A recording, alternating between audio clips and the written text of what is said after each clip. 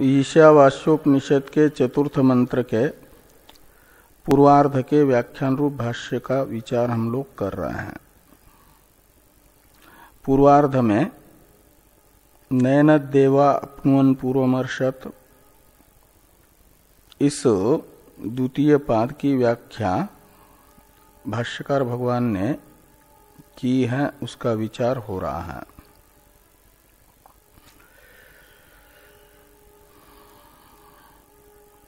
देव शब्दित इंद्रिया एनत शब्द से परामृष्ट ब्रह्म को ग्रहण नहीं करती है।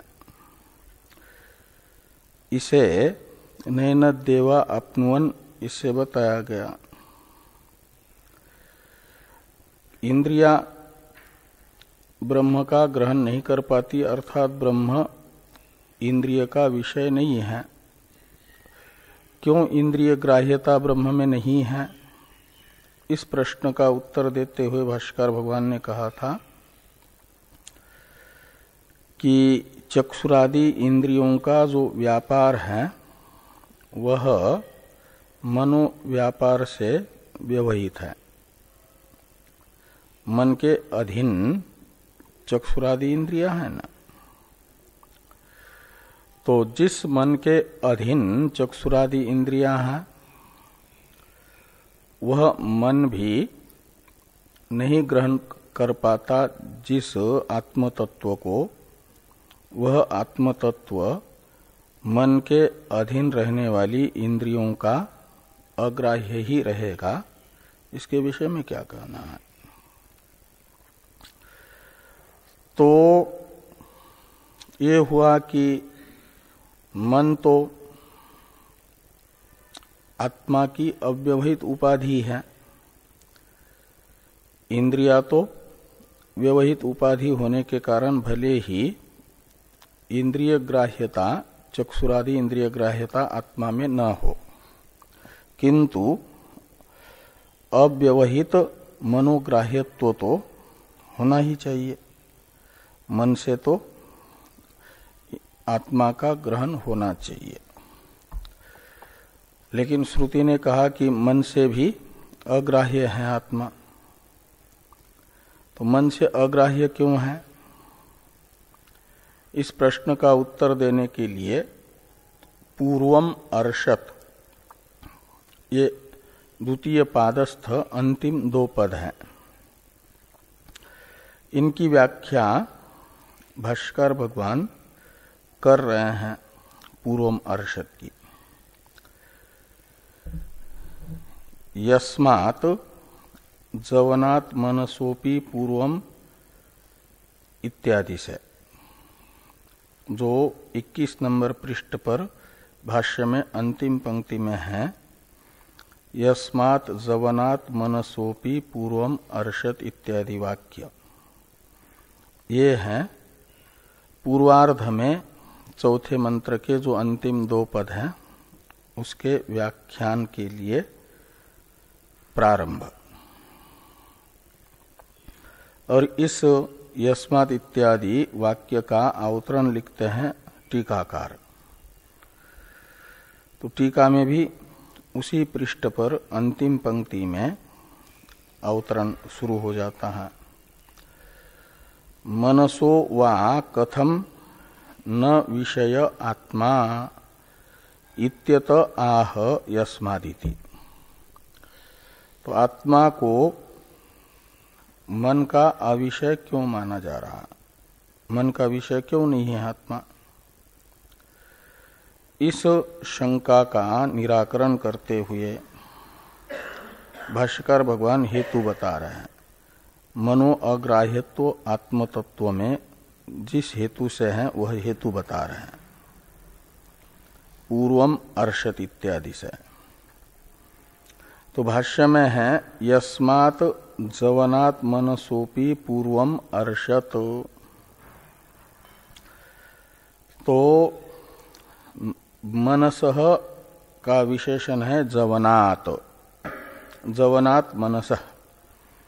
तो जवन में कर्तार्थ में प्रत्यय है, युच प्रत्यय कर्तार्थ में होकर के जू धातु से जवन शब्द बना, तो उसका अर्थ निकलेगा वेगवान, गतिमान। तो अत्यंत गतिमान जो मन है, उस मन से भी यह आत्मतत्व जहाँ मन जा रहा है वहाँ पहले ही पहुँच जाता है। अत्यंत गतिमान जो मन है, वह मन जहाँ कहीं भी जाता है तो यह आत्मतत्व उससे पहले ही पहुँच जाता है। तो जो पहले पहुँच रहा है वह बाद में पहुँचने वाले का अविषय माना जाएगा, क्योंकि वो आगे है, ये पीछे है। तो इसलिए मनोग्राह्यत्व तो आत्मा में नहीं है, ये कहा गया। वह मन का साक्षी है, मन का ग्राहक है। जो मन का ग्राहक है वह मन से ग्राह्य नहीं होगा। ये दिखाया जा रहा है पूर्वम अर्षत से। तो पूर्वम अर्षत यानी पूर्वम एव गतम, मन से पहले ही उस स्थान पर पहुंचा है का अर्थ है व्यापक है। तो योमवत व्यापित्वात्, पहले ही कैसे पहुंच जाता है? तो कहते जैसे आकाश, जितनी भी गतिमान वस्तुएं हैं और वो जहां भी जा रही है उससे पहले ही आकाश पहुंचा करके कहा जाएगा कि नहीं? इसलिए कि वो व्यापक है, तो पहले से ही वहां पर है। तो ऐसे पूर्वम अर्षत का अर्थ है वह आकाश के तरह व्यापक है, यह अर्थ है। आगे हैं सर्वव्यापी इत्यादि भाष्य।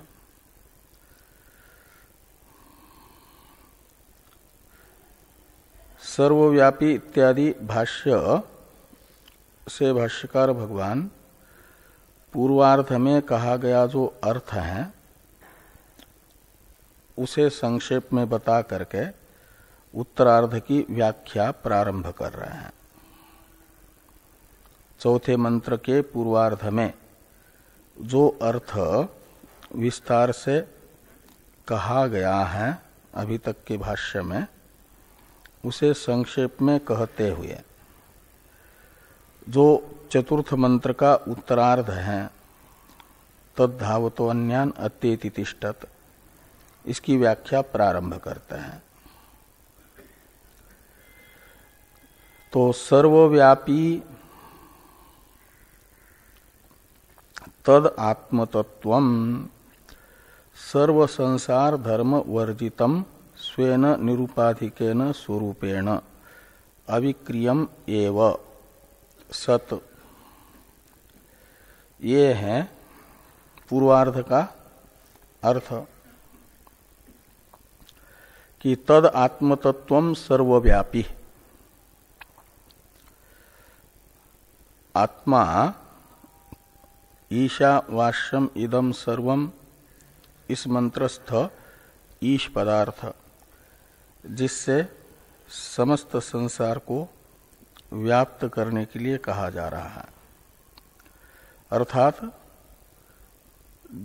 समस्त संसार को जिससे अनन्य देखने के लिए, अभिन्न देखने के लिए कहा जा रहा है, वह आत्मतत्व सर्वव्यापी है, यानी सत चित आनंद रूप से प्रत्येक वस्तु में विद्यमान है, अस्ति भाति प्रिय रूप से।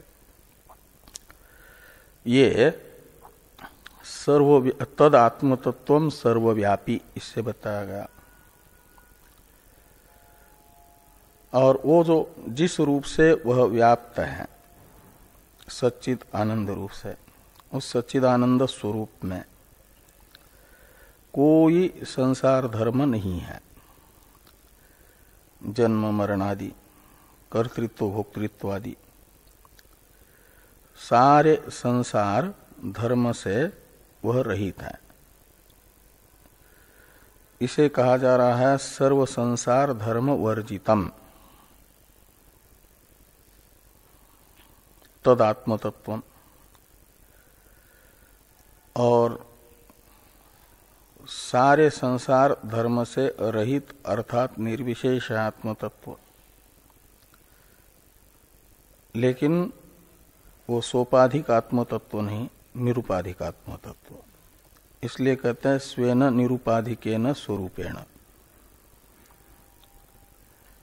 तो जो उसका अपना निरुपाधिक स्वरूप है, उपाधि रहित स्वरूप है, उस स्वरूप से वह सर्व संसार धर्म वर्जित है, क्योंकि निर्विकार है, अविक्रिय है।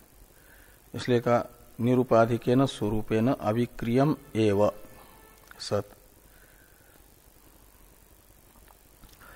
तो निरुपाधिक स्वरूप से निर्विकार रह करके, अविक्रिय रह करके का अर्थ है निर्विकार रह करके, उपाधि के द्वारा आरोपित जो संसार धर्म है,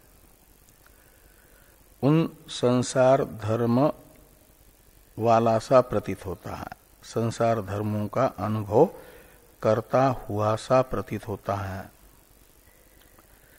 स्फटिक मणि शुक्ल होता हुआ भी स्वसन्निहित जपा कुसुमादि के कारण लालिमादि से युक्त सा प्रतीत होता है।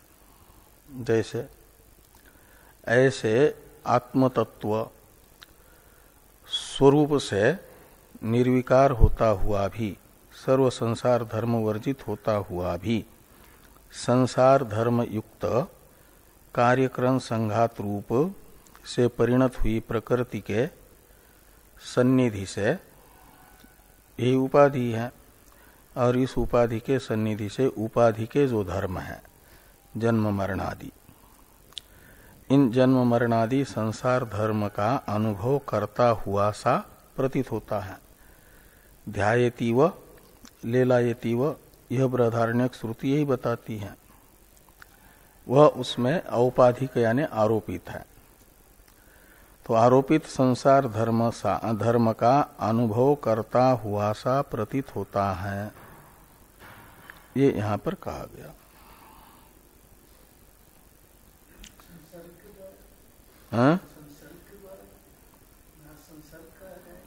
हाँ, अविद्यक तादात्म्य संसर्ग। इसे आगे कह रहे हैं कि अविक्रियम एव सत उपाधिकृता सर्वा संसार विक्रिया। उपाधिकृता यानी उपाधि निमित्त का, उपाधि है कार्यक्रम संघात, और उस कार्यक्रम संघात रूप उपाधि निमित्तक जो विक्रियाएं हैं यानी विकार हैं, जन्मादि, इन विकारों का अनुभव करता हुआ सा प्रतीत होता है। अनुभवती इव यानी अनुभव करता हुआ सा प्रतीत होता है। किनको? तो जिनको आत्मानात्म विवेक नहीं है, उनको ऐसा प्रतीत होता है। इसे कह रहे हैं कि अविवेकिनाम मूढ़ानाम अनेकम इवच प्रतिदेहम प्रत्यवभासते। जो स्वरूपतः निर्विकार है, एक है, अनेजदेकम इन शब्दों से बताया गया। स्वरूपतः निर्विकार है, एक है, लेकिन जिन्हें उपाधि तथा उपहित आत्मा का विवेक नहीं है, भेद ज्ञान नहीं है, ऐसे जो मूढ़ हैं, अविवेकी, भ्रांत, उन्हें वह सारे संसार धर्मों से युक्त सा तथा प्रत्येक शरीर में भिन्न भिन्न सा प्रतीत होता है। अनेकम इवच प्रतिदेहम का अर्थ है प्रत्येक शरीर में भिन्न भिन्न प्रतीत होता है।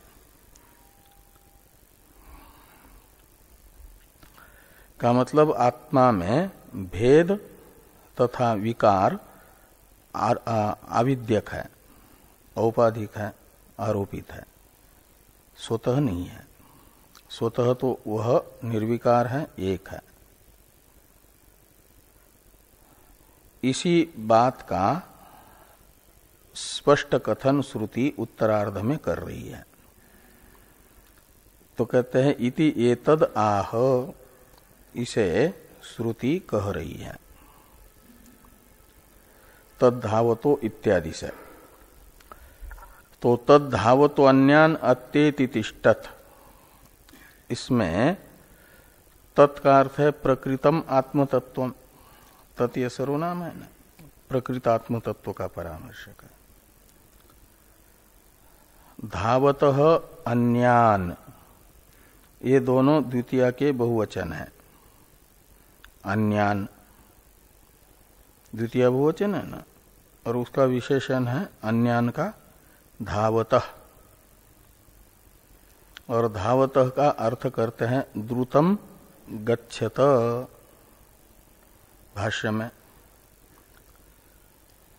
धावतः का अर्थ कर दिया द्रुतम गच्छतः। गच्छत है क्षत्रिय प्रत्यय का द्वितीय का बहुवचन, गम धातु से क्षत्रिय प्रत्यय करके गच्छत बन जाता है। सस का रूप है गच्छतः।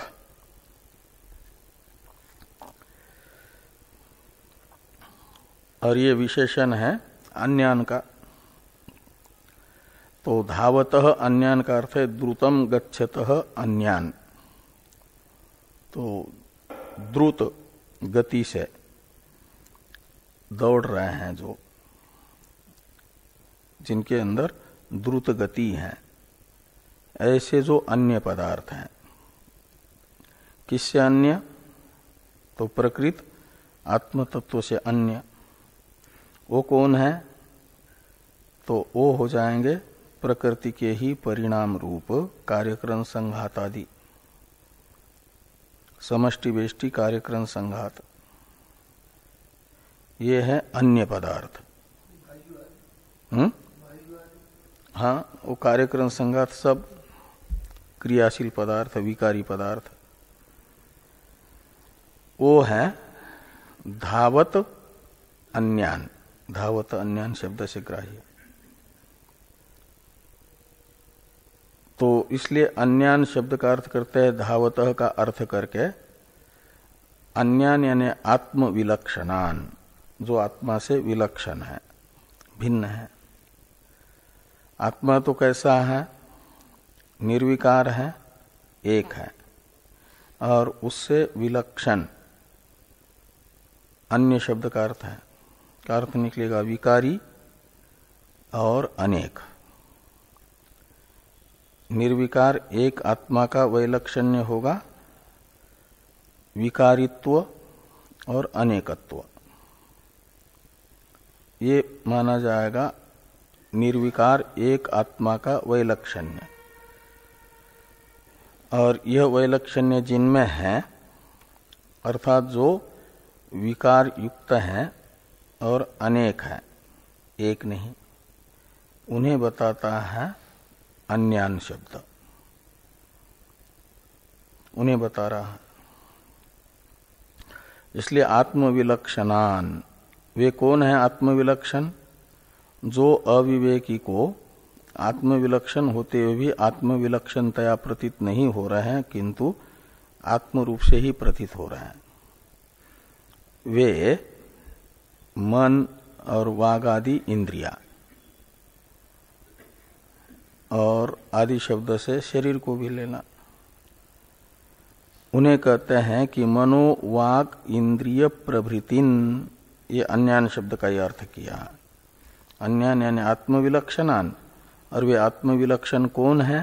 तो मन है, वाग इंद्रिय है, और आदि शब्द से और इंद्रिया और शरीर को लीजिए, समष्टि वेष्टि, ये सब तद्धावतो अन्यान अत्येति तिष्ठत में अन्य अन्यान पद का अर्थ है।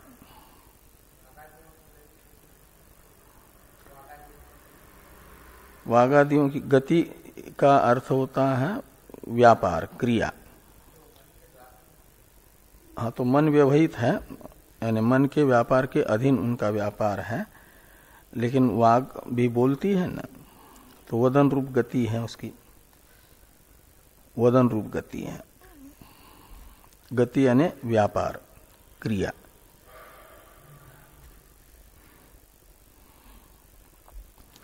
तो मनोवाग इंद्रिय प्रभृतिन, ये अन्यान पद का अर्थ हुआ। और ये कैसे है? तो धावत है का अर्थ है द्रुतम गच्छन्त, शीघ्रता से अपना अपना व्यापार कर रहे हैं ये सब। और अत्येति तिष्ठत का अर्थ कर रहे हैं अत्येति का, अतिथ्य गच्छति इव, ये अत्येति शब्द का अर्थ कर दिया। अत्येति का करता है तत्शब्द का अर्थभूत आत्मतत्व। तो आत्मतत्व अत्येति यानी अतिथ्य गच्छति इव, वह द्रुत गतिमान जो यह मन और वागादि है, उनका अतिक्रमण करके आगे निकलता हुआ सा प्रतीत होता है आत्मा। मूल में तो अत्येति है, और अत्येति का अर्थ करते समय भाष्कर भगवान ने ईव शब्द जोड़ दिया, अतिथ्य गच्छति ईव, ऐसा तो कहा। ये ईव शब्द आपने अपने मन से ही लगा दिया, मूल में तो है ही नहीं। तो ये आप अपने अनुकूल अर्थ करने के लिए ऊपर से जोड़ रहे हो ईव शब्द। ऐसा यदि कोई आक्षेप करता है तो भाष्यकार भगवान कह रहे हैं कि ईव शब्द को सूचित स्वयं श्रुति ही कर रही है, तत्का तिष्ठत ये विशेषण बता करके। अन्यान का विशेषण तो है धावत, धावतः अन्यान, और तत् का विशेषण है तिष्ठत, ये कह रहे हैं आगे। तो ईवार्थम स्वयं एव दर्शयति तिष्ठत इति। तो तिष्ठत इस विशेषण का तत्पदार्थ आत्मतत्व के विशेषण के रूप में प्रयोग करके, हाँ का मतलब गति रहित है और जा रहा है। जो गति रहित है और जा रहा है, कह रहे हैं का अर्थ है जाता हुआ सा प्रतीत हो रहा है, जा नहीं रहा है। ऐसा तिष्ठत शब्द का प्रयोग करके श्रुति बता रही है। इसलिए कहा कि ईवार्थम स्वयं एव दर्शयति तिष्ठत इति, यानी तिष्ठत इस विशेषण का तत्पदार्थ के रूप में प्रयोग करके श्रुति स्वयं ही ईव शब्द के अर्थ को बता रही है कि वो अतिक्रमण करता नहीं है, अतिक्रमण करता हुआ सा प्रतीत होता है व्यापक होने से।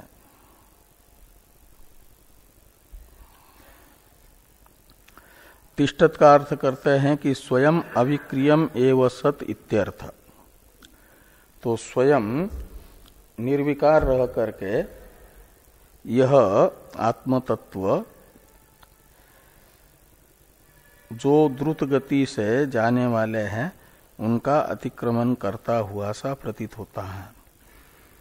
तो स्वयं अविक्रिय रहता का अर्थ गति रूप क्रिया नहीं करता, बिना गति के ही अतिक्रमण है उसका, का अर्थ है व्यापक है।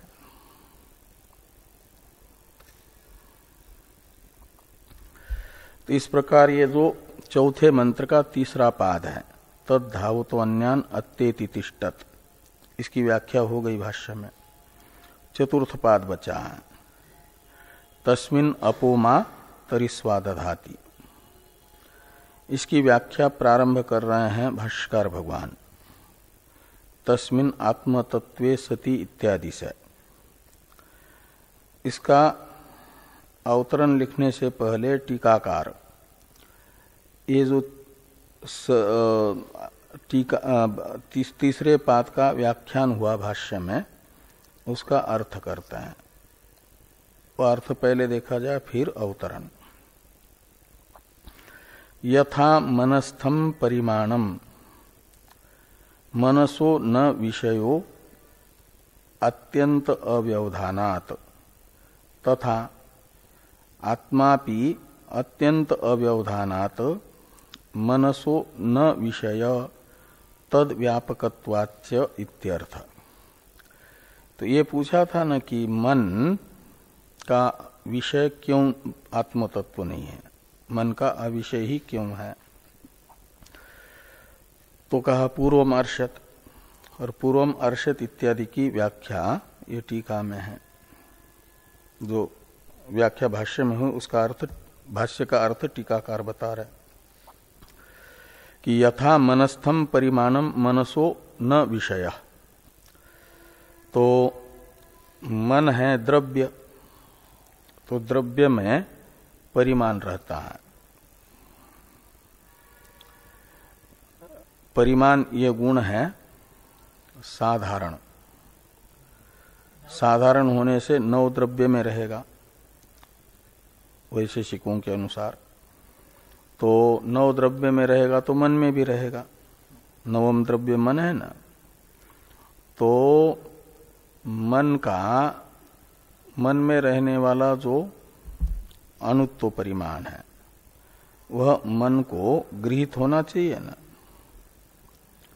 मन से अनुत्व परिमाण का ग्रहण होना चाहिए, परम अनुत्व है मन में, लेकिन वो ग्रहण नहीं होता है। क्यों ग्रहण नहीं होता है?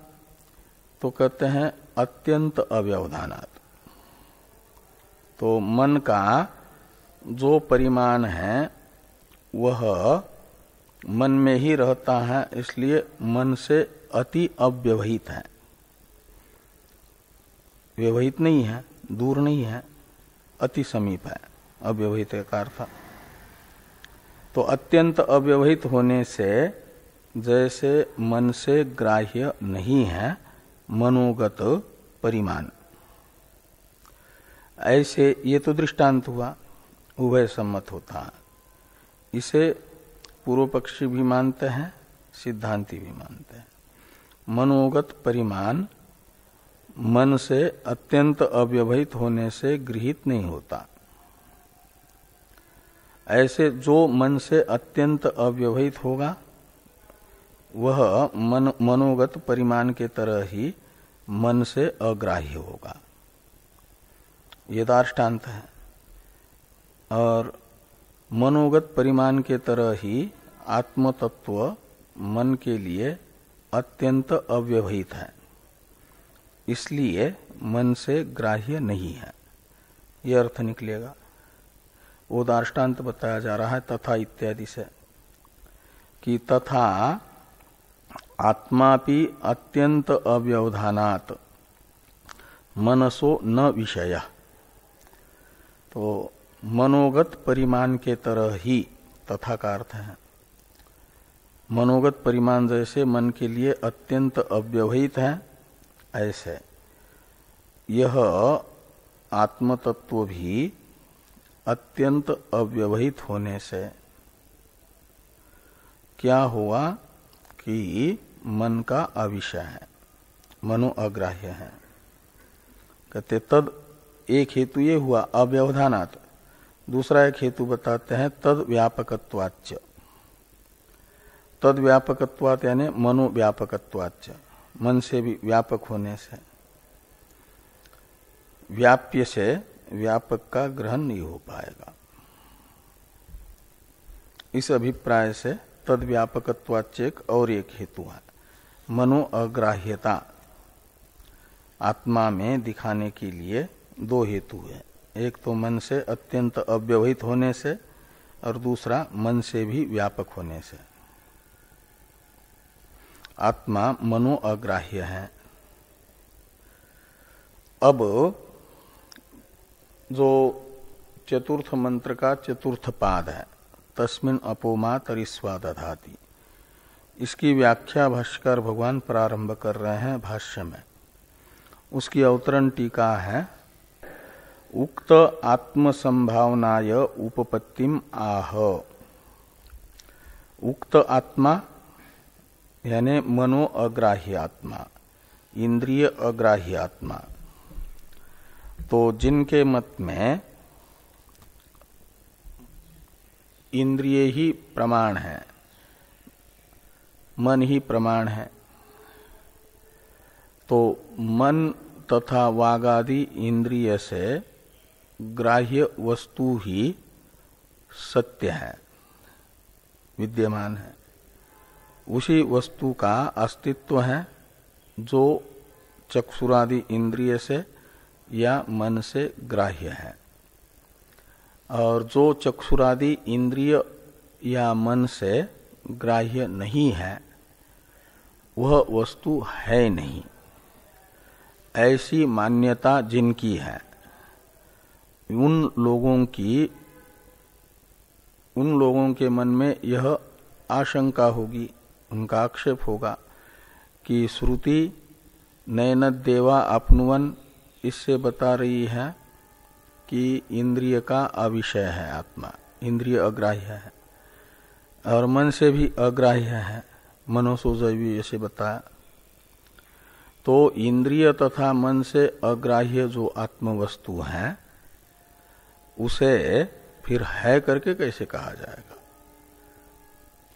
लोक में जो इंद्रिय तथा मन से अग्राह्य है उसे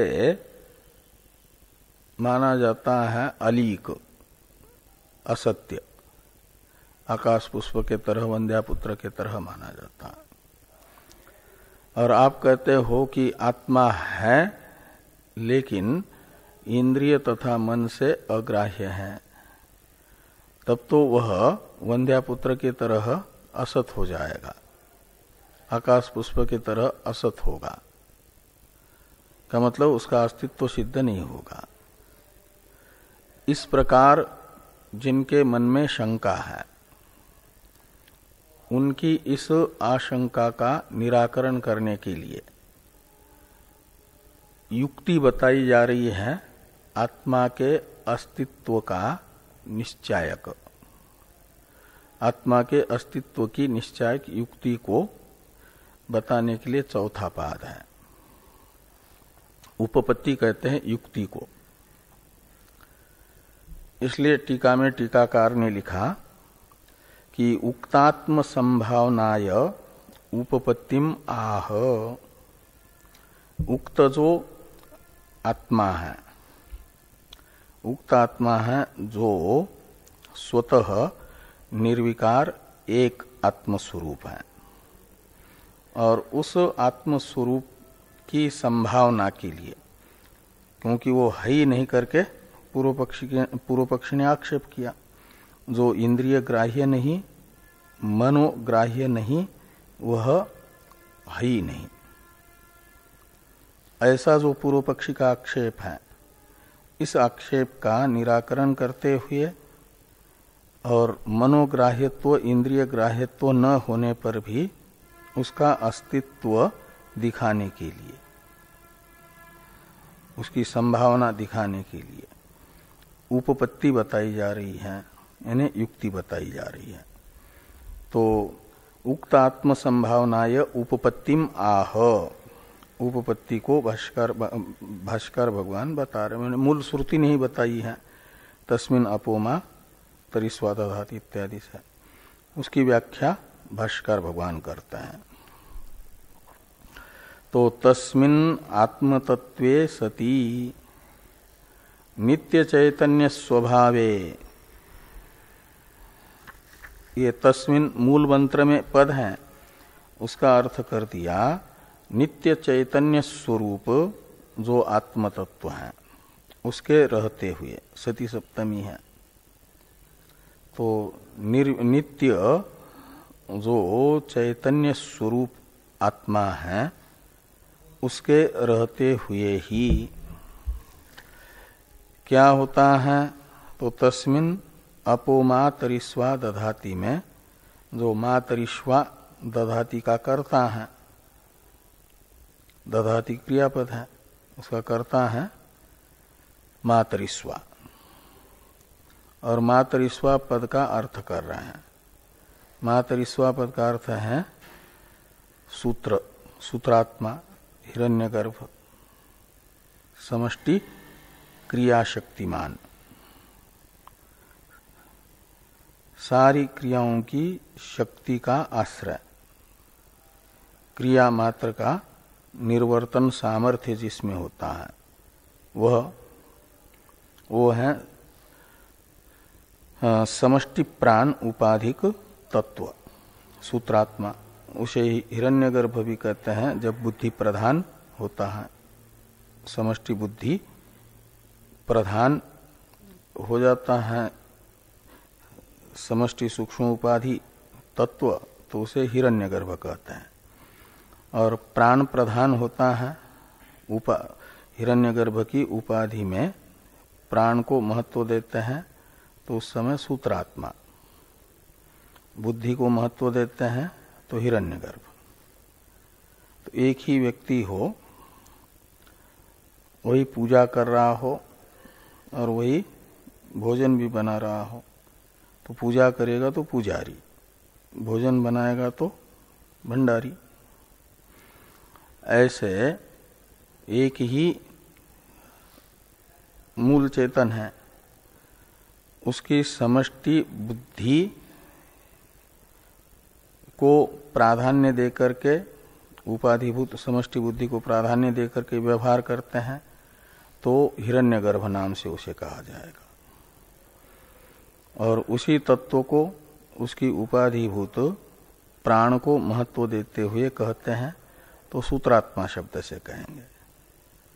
वही व्यक्ति पूजा करता है तो पुजारी, भोजन बनाता है तो भंडारी। जैसे ऐसे सूत्रात्मा हिरण्यगर्भ बुद्धि और प्राण को महत्व दे करके अलग अलग इन नामों से कहा जाता है।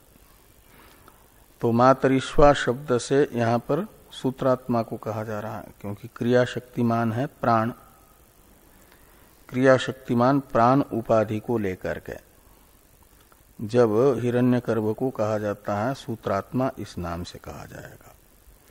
वो सूत्रात्मा यहाँ पर मातरिश्वा शब्द का अर्थ है।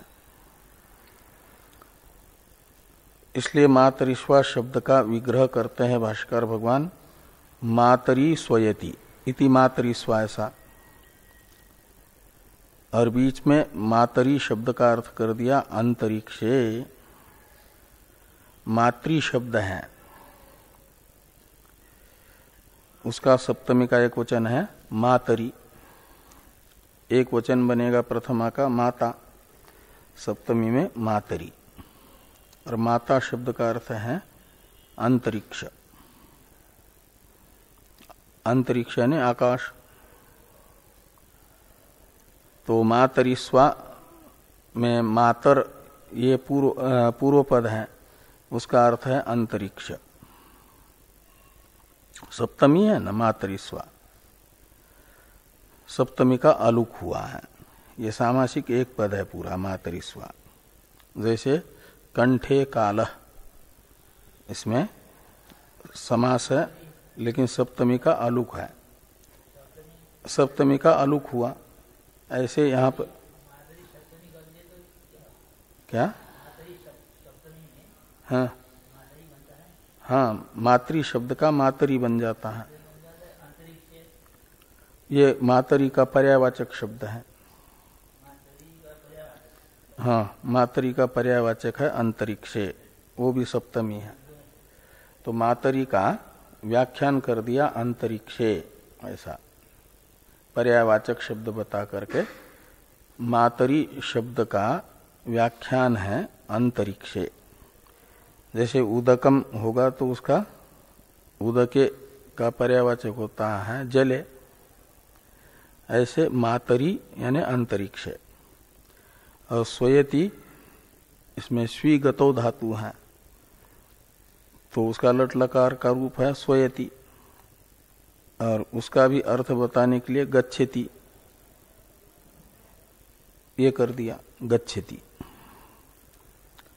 तो गच्छे मातरी स्वयति का अर्थ है अंतरिक्षे गच्छति, तो जो अंतरिक्ष में गमन करता है, क्या मतलब आता जाता है, विचरण करता है। तो अंतरिक्ष में विचरण कौन करता है? तो वायु। इसलिए मातरिस्वा शब्द का अर्थ कर दिया वायु। मातरिस्वा यानी वायु, अंतरिक्ष में गमन करने वाला। हाँ,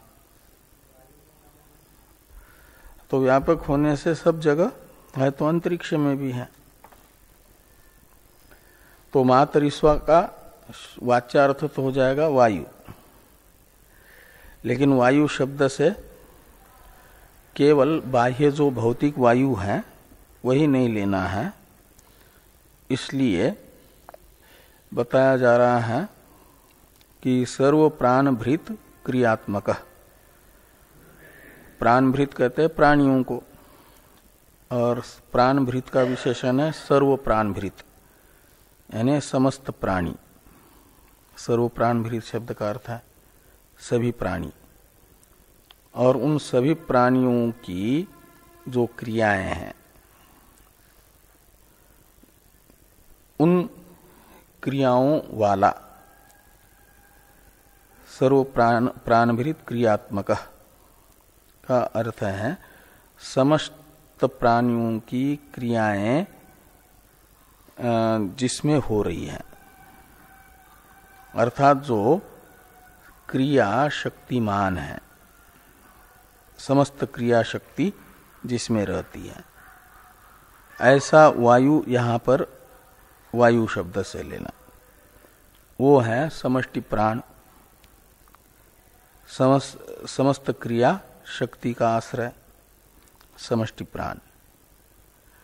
इसलिए मातरिस्वा शब्द का वाच्यार्थ तो निकलेगा अंतरिक्ष में गमन करने वाला। वो सहसा प्रतीत होता है बाह्य भौतिक वायु, लेकिन यह भौतिक वायु न लेकर के उसका अर्थ लेना है समष्टि प्राण, अधिदैव वायु। अधिदैव वायु है समष्टि प्राण। इसलिए उसकी विशेषता मातरिस्वा पदार्थ की ही ऐसी बताई जा रही है जिससे सूत्रात्मा अर्थ मातरिस्वा शब्द का निकल सके। तो ये कहते हैं कि यद आश्रयानी कार्यकरण जातानी। जात शब्द समस्त को बताने के लिए है। कार्यकरण जातानी का अर्थ है सभी कार्यकरण संघात, सभी शरीर यानी प्राणी मात्र। तो यद आश्रयानी यानी जिसके आश्रित रहते हैं, जो सबका आश्रय है, सभी कार्यकरण का जो आश्रय है वह वायु। और यस्मिन ओतानी प्रोतानी च, तो आश्रय वैसा नहीं है जैसे चटाई पर कोई बैठता है तो चटाई आश्रय होता है, कहीं छत में पंखा टंगा हुआ है तो छत आश्रय हुआ पंखे का, ऐसा नहीं। अपितु कहते हैं यस्मिन ओतानी प्रोतानी च, का मतलब जिसमें वह प्रतिष्ठित है, ओत प्रोत है। कौन? ये कार्यकरण जातानी। तो कार्यकरण, समस्त कार्यकरण संघात जिसमें ओत प्रोत है, क्या मतलब यह जिसमें ये व्याप्य है कार्यकरण संघात और ये व्यापक है। समस्त कार्यकरण संघात का जो व्यापक है, व्याप्ति है उसकी समस्त कार्यकरण संघात में। और यत सूत्र संज्ञकम, जिसका शास्त्र में सूत्र ये नाम है, गार्गी ब्राह्मण में याज्ञवल्क्य जी ने गार्गी के प्रश्न का उत्तर देते हुए जिसे ये कहा है कि सूत्रेण संदृब्धानी इत्यादि एक श्रुति आती है, वो श्रुति वायु है कि वायुना वय गौतम सूत्रेण अयंच लोक परश्च लोक सर्वाणि च भूतानि संदृब्धानि भवन्ति। ऐसी एक श्रुति है बृहदारण्यक में। तस्माद् वही गौतम पुरुषम प्रेतम आहुर व्यस्त्रंसित इत्यादि ये श्रुति बताई है 4 नंबर टिप्पणी में। यदाश्रयानि इत्यादि में 4 नंबर टिप्पणी है, उसमें वो श्रुति बताई है। वो उसमें सहो वाच वायुर्वय गौतम तत्सूत्रम, हे गौतम, गार्गी का प्रश्न गौतम का उत्तर देते, गौतम के प्रश्न का उत्तर देते हुए याज्ञवल्क्य जी कहते हैं कि हे गौतम, ये संबोधन है। तो हे गौतम, वायुर्वय तत्सूत्रम, ये सारे जगत को धारण करने वाला सूत्र है वायु, यानी समष्टि प्राण सूत्र नामक। तो यहाँ सूत्र शब्द से कहा जा रहा है ना, उसी को आगे वायुना वै गौतम सूत्रेण अयंच लोक परश्च लोक सर्वाणि च भूतानि संदृब्धानि भवन्ति। संदृब्धानि का अर्थ है धारितानि भवन्ति, संदृब्ध होते हैं का अर्थ है धारित होते हैं। कि हे गौतम, ये जो वायु रूप सूत्रात्मक जो वायु है, वायु संज्ञक जो सूत्र संज्ञक जो वायु है, इसी सूत्र संज्ञक वायु से यह पृथ्वीलोक और बाकी सब लोक तथा सभी प्राणी संदृब्ध यानी धारित है। तस्मात् वै गौतम पुरुषम प्रेतम आहुर स्रंसी सत अस्य अंगानि इति।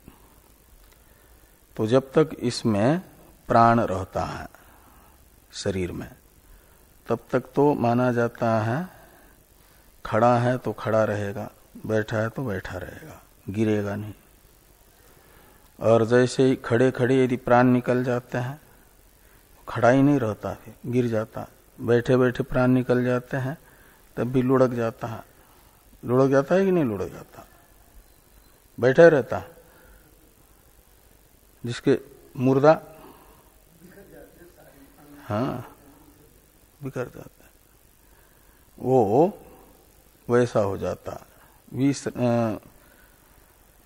व्यस्रंसी त, उसके जो है सारे अंग व्यसंश्रित हो जाते, गिर जाते, इधर उधर अस्त व्यस्त हो जाते हैं।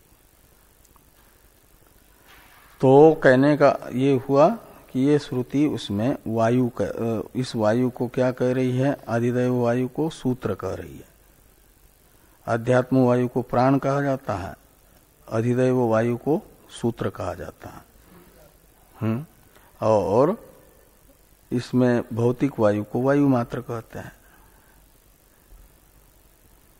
इसलिए अधिदैव वायु विशेष यहाँ पर मातरिस्वा शब्द का अर्थ है। अधिदैव वायु वो है सूत्रात्मा। इसलिए भाष्यकार भगवान कहते हैं यत सूत्र संज्ञकम, सूत्र संज्ञक जो मातरिस्वा है, वायु है, वो सूत्र संज्ञक मातरिस्वा है अधिदैव वायु, समष्टि प्राण।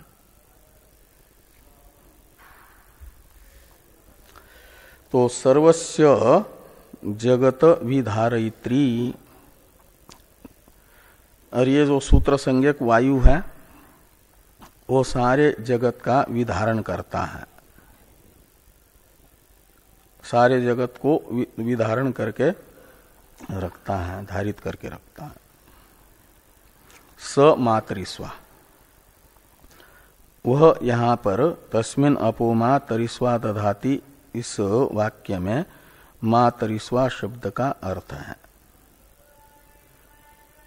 मातरिस्वा शब्द उस सूत्रात्मा को बता रहा है जो सारे जगत को धारण करके रखता है।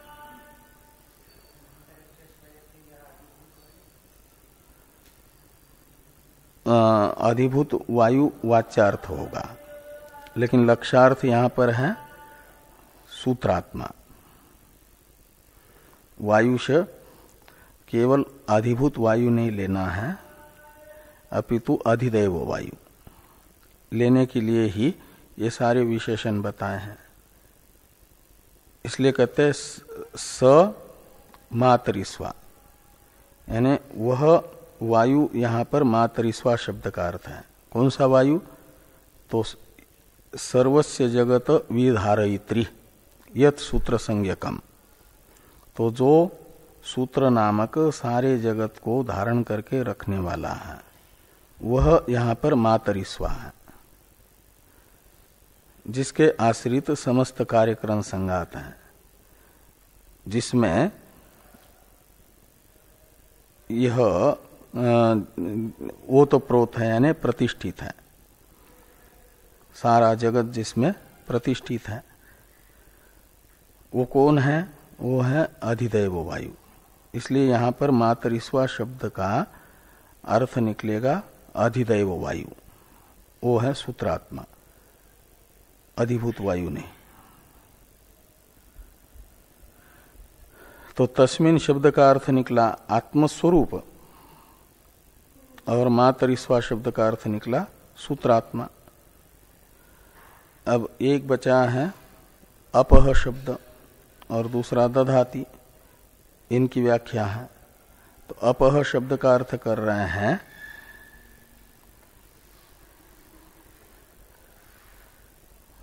कर्माणि। अपह यानी कर्माणि प्राणिनाम चेष्टा लक्षणानि। तो प्राणियों के सारे कर्मों का परामर्शक है अपह शब्द, चेष्टा लक्षणानि। तो चेष्टा रूप जो सारे कर्म हैं प्राणियों के, शास्त्र विहित तथा शास्त्र निषिद्ध सब कर्मों का परामर्शक यहाँ अपह शब्द, मुख्य रूप से तो शास्त्रीय कर्म के लिए अपह शब्द का प्रयोग होता है। तो अपह यानी कर्माणि प्राणिनाम, प्राणियों के कर्म, अपह शब्द का अर्थ है।